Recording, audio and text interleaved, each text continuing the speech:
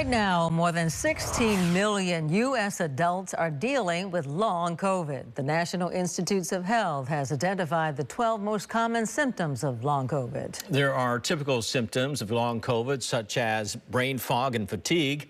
And then there are more serious debilitating effects, such as permanent loss of smell. And those who go on to be diagnosed with nervous system disorders, all due to a previous COVID-19 infection. Ground Force Noelle Bellow talked with some of those patients. I was really athletic and active physically before the infection. Yelena Seiko tested positive for COVID-19 in July 2022. About a month later, her inability to complete a 15-minute walk without being exhausted started to concern her.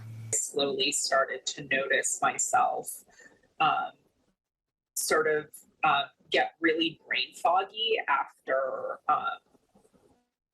just walking around and being upright.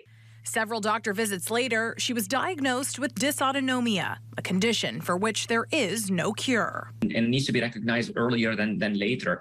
Dr. Zayed Al-Ali is chief of research at St. Louis Healthcare System. He says before the pandemic, dysautonomia was a feature of people with chronic fatigue syndrome.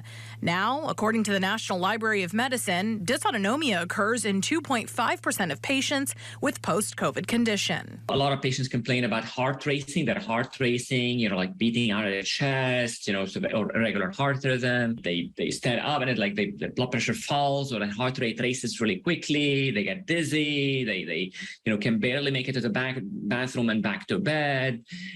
So a variety of manifestations. I think we're in a really dangerous point in the pandemic where we're being told we have all of the tools and people are acting accordingly, when in fact we have tools to make sure that you don't die, but death is not the only negative outcome. San Francisco tech journalist Stephen Aquino agrees. It's just been a frustrating time. Being disabled, Aquino knew he was high risk. After successfully avoiding the virus for nearly 3 years, Aquino contracted COVID in January. 3 months later, brain fog and fatigue are still present.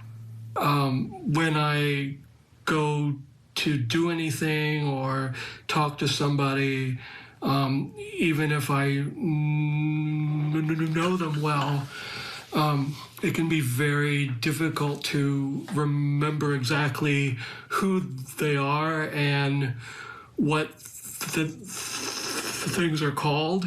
Before COVID, that was not an issue. And he wants others to realize there are plenty of patients who won't easily move on from infection. Nowadays, there are still people out there like me and who are okay, but we're still dealing with the after effects of COVID, and it is not like COVID is gone.